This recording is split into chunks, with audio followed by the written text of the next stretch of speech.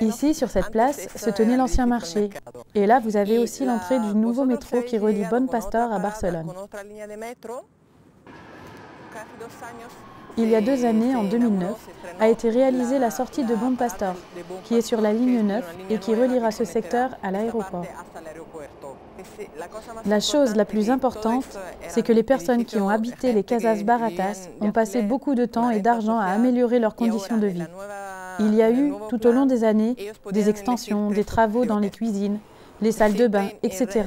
Mais surtout, ce qu'on ne peut pas voir là, puisque ça a déjà été détruit au moins partiellement avec le plan de rénovation, c'est le style de vie très particulier de ce quartier, qui ne se situe pas seulement dans les maisons, mais aussi dans les rues, puisqu'il s'agit de maisons de petite superficie. Les gens passaient beaucoup de temps à l'extérieur de leur habitation, et il y avait vraiment un style de vie particulier, généré par les ruelles qui organisent l'espace public du quartier de Bon Pastor. Le plan de démolition, dit de remodélation, comporte 5 phases.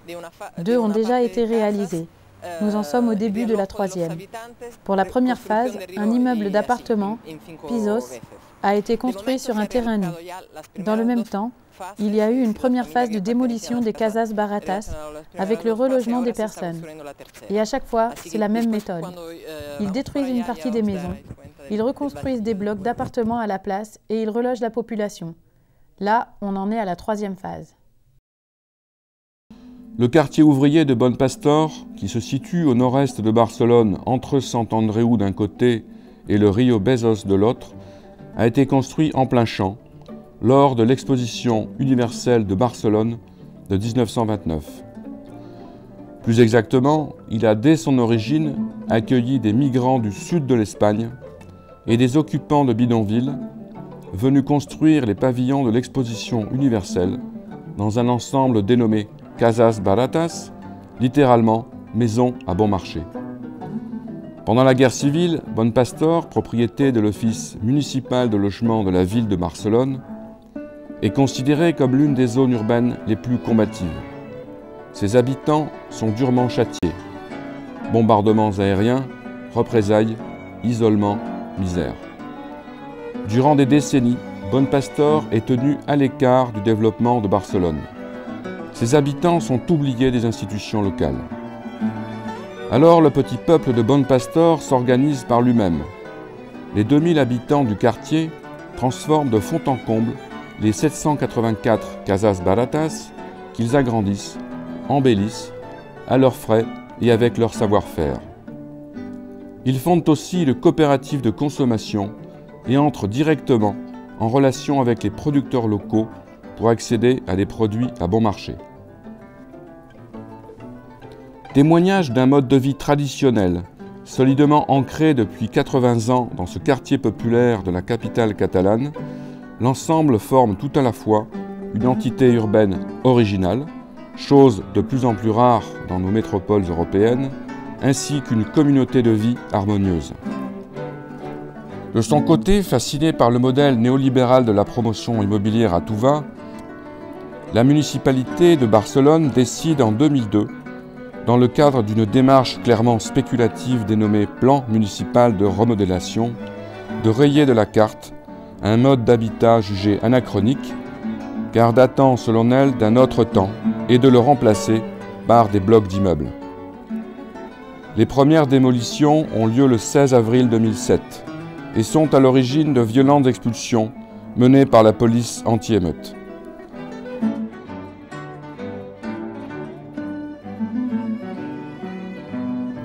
Dans l'intervalle, un changement de majorité politique intervient à la Généralité de Catalogne en novembre 2010, puis aux élections municipales de mai 2011. Enfin, survient la crise financière.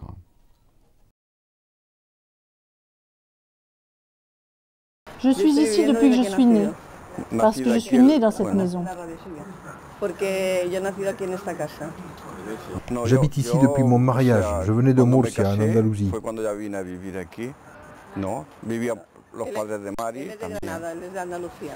Ma maman n'est pas née ici. Avant, elle habitait dans le centre de Barcelone. Mon papa est venu de Valence. Ils se sont installés ici 1 an avant ma naissance, il y a 59 ans. Vous êtes retraité maintenant? Quel était votre métier? Non, je ne suis pas encore retraité. Il me reste encore 2 années à faire. Je travaille dans un garage automobile, ici à Barcelone, à la Zona Franca.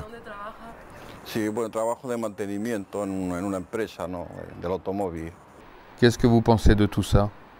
Est-ce que c'est normal de dire comme ça un beau jour, on va démolir votre maison? C'est une faute, ce plan. Nous ne sommes pas d'accord du tout. Nous n'en partageons pas l'idée. Même si les maisons sont anciennes, elles représentent notre manière de vivre. Et ça va changer complètement les choses avec ces blocs d'appartements. Non, je ne l'accepte pas. Je suis très affectée. J'y ai beaucoup de souvenirs, car je suis née ici, dans cette maison. C'est là que j'ai vécu avec mon mari. C'est là que sont morts mes parents. D'abord ma mère, et puis mon père il y a 5 ans. Et quand nous l'avons reçu d'un collègue de travail de mon père qui venait d'Argentine, la maison était toute délabrée. Nous l'avons refaite entièrement. Rien que l'idée de la détruire, ça m'est insupportable.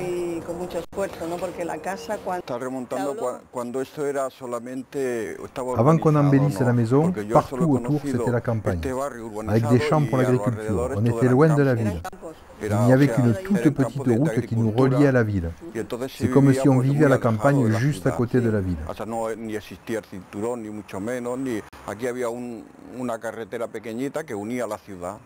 Oui, d'ailleurs on disait en plaisantant entre nous, on sort, on va à Barcelone. Ici c'est la campagne. Il y a quelqu'un de l'office HLM qui nous avait laissé sa carte et qui nous avait autorisé à faire un petit jardin clôturé devant la maison. C'est le premier jardin clôturé qui a été fait ici. Comment expliquez-vous ce manque de respect de la mairie, de l'office à votre égard? Pour la mairie, on vit dans des maisons qui sont inhabitables. Ils disent que ce quartier ne devrait pas exister, avec notre manière de vivre, que ce ne sont que des baraques.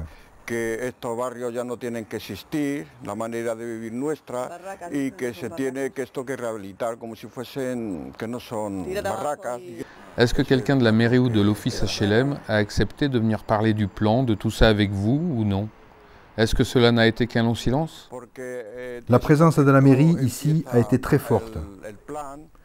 Elle s'est faite sur le quartier par l'intermédiaire de l'association des voisins qui était sous son contrôle. Il n'y a pas eu moyen d'entamer la discussion ou de négocier quoi que ce soit avec la mairie. Ils ont dit qu'ils avaient déjà tout étudié, qu'il y avait le plan et que tout était fait. C'était la marche du progrès.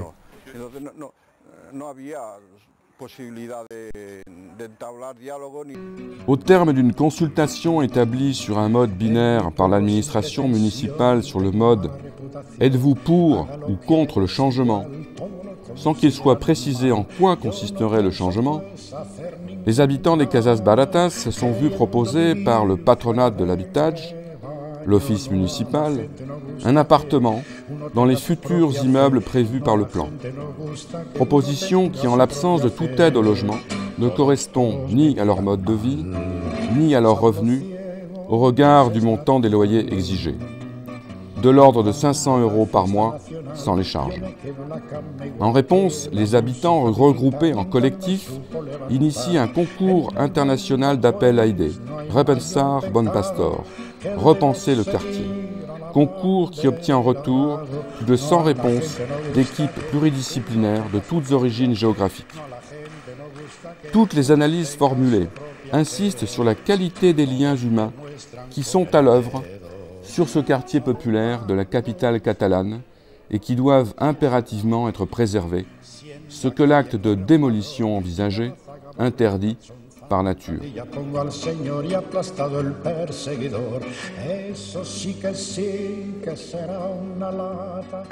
Je m'appelle Alfredo, j'habite ici depuis 1958.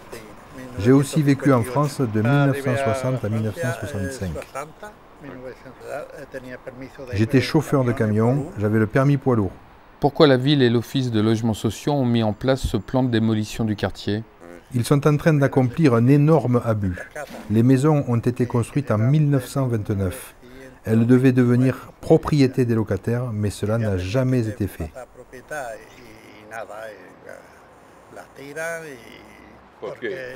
Les maisons prennent beaucoup de place, et au lieu de ça, ils vont faire beaucoup d'appartements.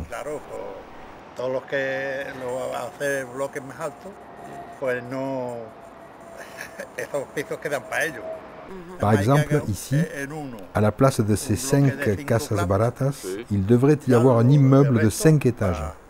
Mais là, pour des questions d'argent et à cause de la crise, ils vont avoir du mal à vendre les appartements. Donc, ça va s'arrêter.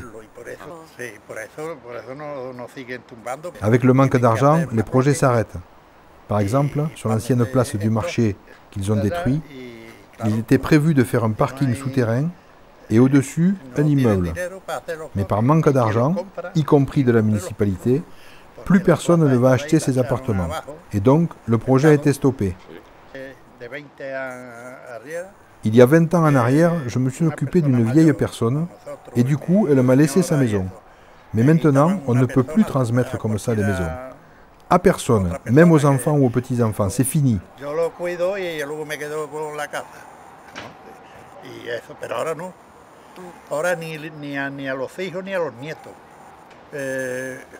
Je paye 38 € par mois de loyer, mais j'ai fait mettre une nouvelle toiture sur la maison. Et la dame qui vivait à côté et qui est morte l'année dernière, elle payait 2 €. Le plan municipal impose aux habitants des Casas Baratas une implacable logique de flex-sécurité immobilière, suivant 3 registres distincts. L'accession à la propriété. Les locataires peuvent acheter leur appartement, mais ils doivent emprunter sur le marché immobilier avec une interdiction de revente du bien durant 90 ans. Dès 2007, certains locataires de Bon Pastor ont opté pour ce choix. Mais face à l'augmentation considérable des impôts locaux qui en a découlé, ils ont dû revendre leurs biens dès l'année suivante, au prix le plus bas, à l'Office municipal de logement. Deuxième solution, la location à durée déterminée. La loi régionale de 1994 prévoit qu'au terme de 5 années, les locataires en place pourront subir des augmentations significatives de loyers au regard de l'évolution du marché immobilier. Ces derniers sont donc placés devant une incertitude notoire. Troisièmement, la location senior. Passés 65 ans, les locataires bénéficient d'un loyer modique.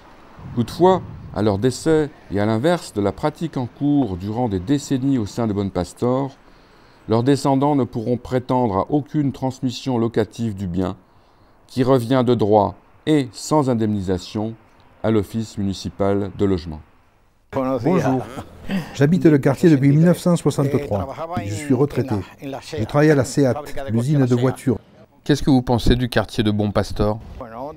Je pense que ce quartier, je pense que le sol vaut beaucoup d'argent, des millions. Et ils l'ont repris parce que ça les intéresse, sans rien respecter. Oui, la vie est tranquille ici, c'est un quartier ouvrier, de la classe ouvrière. Ces maisons ont été faites pour la classe ouvrière. Oui, ça me plaît d'être ici. C'est tranquille. Il n'y a aucun problème par ici, aucun problème.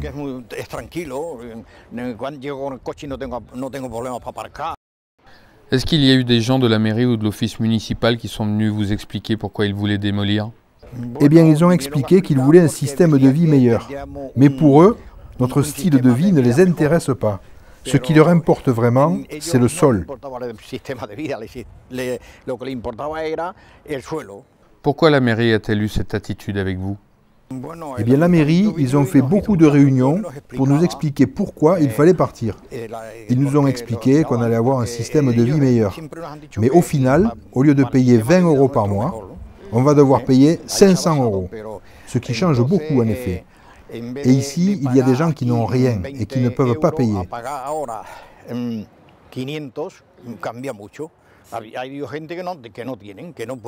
Comment faisiez-vous pour entretenir votre maison? Vous savez, les petites maisons, il n'y en a aucune qui ressemble à ce qu'elles étaient initialement.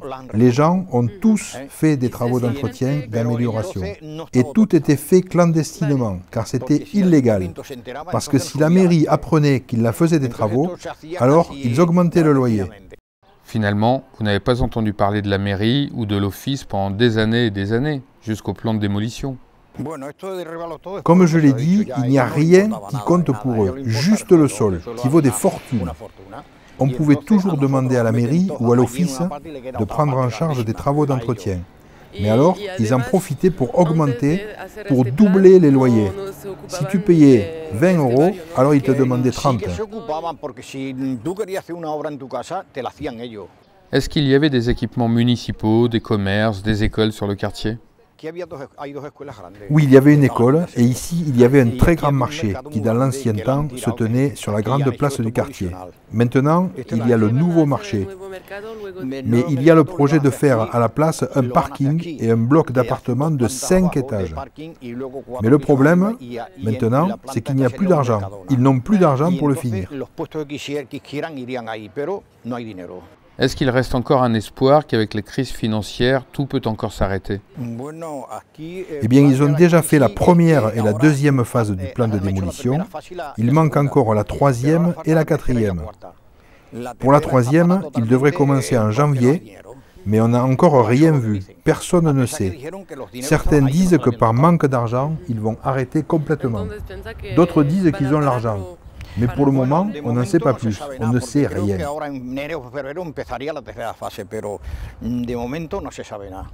Ici en Espagne, les banques, c'est un désastre. Les gens vont dans la rue et ne peuvent plus payer. Est-ce que vous savez si le nouveau maire de Barcelone est venu sur Bon Pastor discuter du plan de démolition avec les gens? Je ne sais pas si le nouveau maire de Barcelone est venu, mais l'autre avant lui est venu très souvent. Mais le nouveau, je sais qu'il n'était pas favorable au plan, avant d'être le nouveau maire.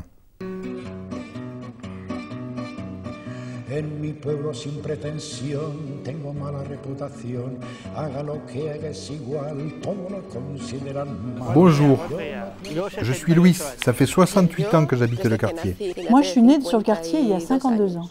Je suis retraité. Avant, j'ai tenu un bar sur le quartier de Bon Pastor pendant 21 ans. Qu'est-ce que vous pensez du plan municipal de démolition des Casas Baratas? Oui, eh bien, d'une manière générale, la mairie et l'administration publique a toujours considéré notre association Avis del Barri de manière très négative. Elle ne nous a jamais pris en considération en présentant un projet déjà tout ficelé, au lieu de venir avec des propositions de changement et de négocier avec nous les conditions du changement. ¿Cómo queréis las casas baratas? ¿Qué queréis hacer? No decir, mando y ordeno. Y eso no puede ser. Quelle a été l'attitude de la FAB? La FAB a pris une position très négative par rapport à nous. La FAB est sous le contrôle de la mairie, et ça, nous le savons.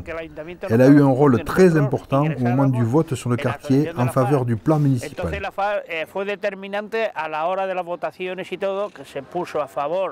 Comment expliquez-vous cette position de la FAB?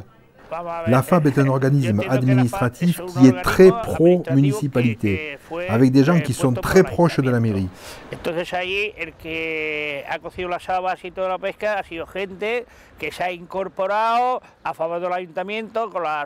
L'excuse de la mairie pour ne pas tenir compte de leur association a été de dire qu'il y avait déjà la FAB. Il ne pouvait pas y avoir deux associations sur le même quartier. Et ça, la mairie ne voulait pas. Alors que par exemple sur le quartier Saint-Andrew, il y a deux associations et ça marche très bien.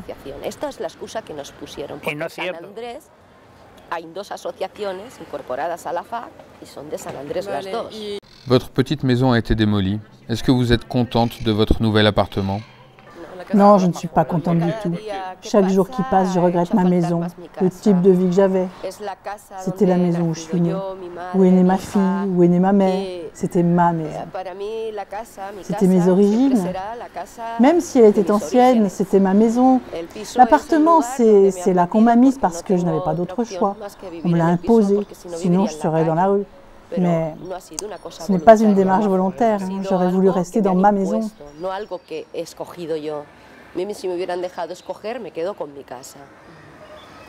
Quel était votre loyer dans la Casa Barata et dans votre nouvel appartement? Dans la Casa Barata, je payais environ 40 € par mois. Et dans l'appartement maintenant, je paye 400 € par mois. Et vous arrivez à payer la différence? Peu à peu, mais c'est très dur d'arriver à la fin du mois. Avec en plus toutes les charges qui sont extrêmement chères, l'eau, le chauffage, l'électricité. J'ai 60 € d'eau, 65 € d'électricité et en plus il y a le gaz. Sans presque pas allumer le chauffage, ça peut aller jusqu'à 80 €. En chauffant correctement, ça peut monter jusqu'à 300 €. Et il y a les impôts locaux aussi? C'est clair, avec la Casa Barata, on ne payait pas d'impôts locaux. Et maintenant, ça représente 500 € d'impôts locaux à l'année. Comment faisiez-vous quand il y avait des travaux à faire dans votre maison? Est-ce que vous faisiez vous-même les travaux? Ça se passait comment? J'ai fait de nombreux travaux dans ma Casa Barata. Par exemple, quand je suis arrivé, il y avait juste la cuisine, la salle de bain et une seule pièce à vivre. Comme il y avait des patios entre chaque maison, on a sorti la cuisine et la salle de bain à l'extérieur, dans le patio. On a tout ouvert et on a fait des pièces à vivre en plus. La maison, nous l'avons refaite entièrement. La salle de bain, la cuisine. On a fait un escalier pour aller à l'étage sur une terrasse. Plus une habitation secondaire. On a refait une très grande salle à manger, on a posé un sol en céramique, on a tout refait. Ma maison, c'était un rêve.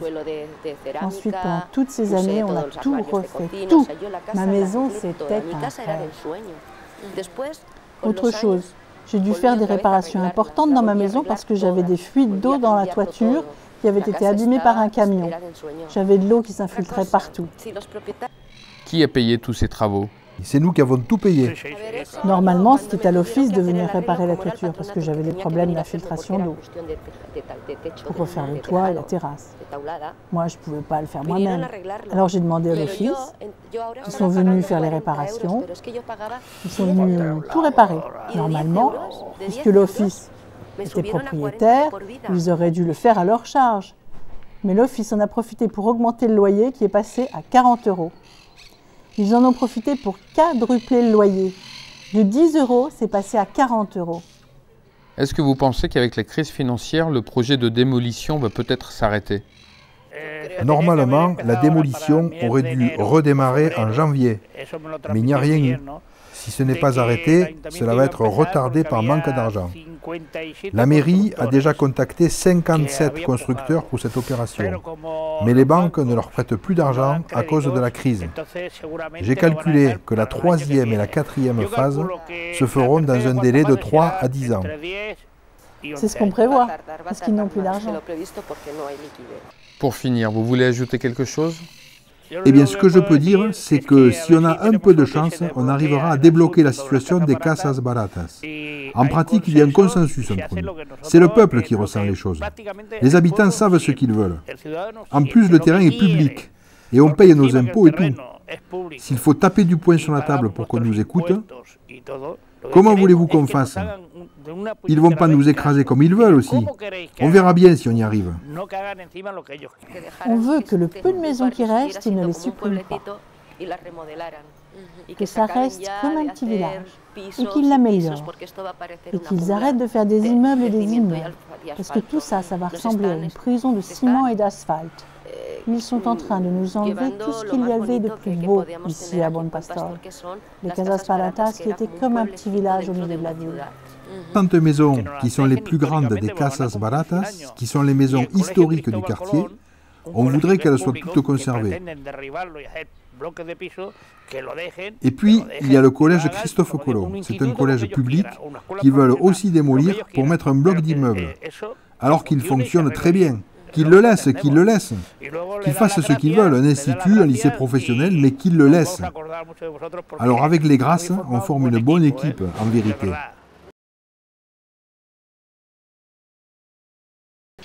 J'ai appris qu'il y avait eu une coopérative sur Bon Pastor. Est-ce que vous pouvez nous en parler? Que produisait la coopérative? Pourquoi a-t-elle disparu? Eh bien, dans les années 1977-1978, il y avait une coopérative d'alimentation qui réunissait un groupement d'habitants qui s'étaient réunis pour acheter des produits alimentaires bon marché. Mais au bout d'un moment, elle a disparu. Il y a quelqu'un qui vivait ici, dans cette rue, qui y travaillait.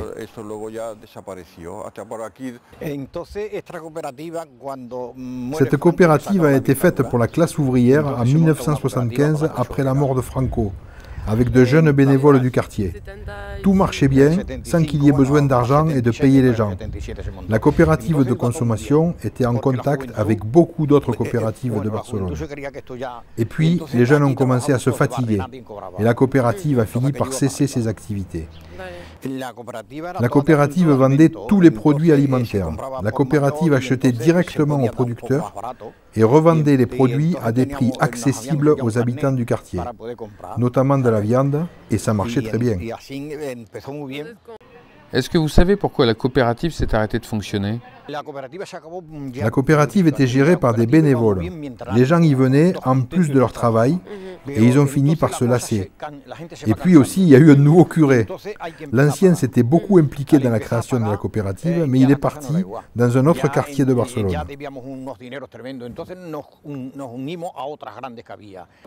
Oui, c'est clair, je la connais bien. Chacun devait payer pour être membre. J'y ai mis 1000 pesetas. 1000 pesetas. C'était beaucoup d'argent à l'époque, il y a 35 ans. Oui, c'était une bonne chose parce que les prix des biens de consommation étaient très bas pour nous les socios. Et pour nous, les ouvriers, on avait en tant que consommateurs un accès direct aux producteurs à des prix très bas. Il y avait beaucoup de membres dans la coopérative. À une époque, je dirais qu'il y avait entre 500 et 600 membres dans la coopérative. Pourquoi la coopérative a-t-elle cessé ses activités? Ça s'est terminé à cause de beaucoup de choses. Progressivement, les associations, la mairie, les coopératives, l'association des voisins, tout ça n'a plus marché ensemble. La mairie s'est mise entre nous et la coopérative. La mairie n'arrêtait pas de dire que la coopérative était illégale, qu'il ne devait pas y avoir d'argent. Les personnes qui étaient à la tête de la coopérative, qui faisaient partie de l'association des voisins, elles se sont fatiguées de ces démarches administratives. Et tous les produits qu'on avait, on ne sait pas trop ce qu'ils sont devenus quand ça a fermé. Bon Pastor s'inscrit dans le droit fil de l'Ensanche, projet urbain fondateur de la ville de Barcelone, conçu dès 1859 par Ildefonso Cerda, notamment dans sa vision de faire de la capitale de Catalogne une ville réticulaire, ouverte, égalitaire, revisitée par un urbanisme non spéculatif et mis au service de ses habitants. Une trame urbaine aérée, composée de ruelles arborées, facilitant le mouvement et les relations de proximité parmi les habitants, le respect de principes hygiénistes, un système de traitement efficace des eaux usées et des déchets urbains, des maisons ouvrières à un prix abordable, bien exposées à la lumière naturelle, la présence d'une place centrale pour le marché, un centre social, un collège public et quelques commerces de proximité pharmacies, bars, etc. La double ambition affichée de rénovation des casas baratas par leurs habitants, mais également de consolidation du lien qui les unit, font de Bon Pastor un symbole bien vivant du projet urbain humaniste associant les valeurs urbaines aux avantages de la vie rurale imaginée par Cerda.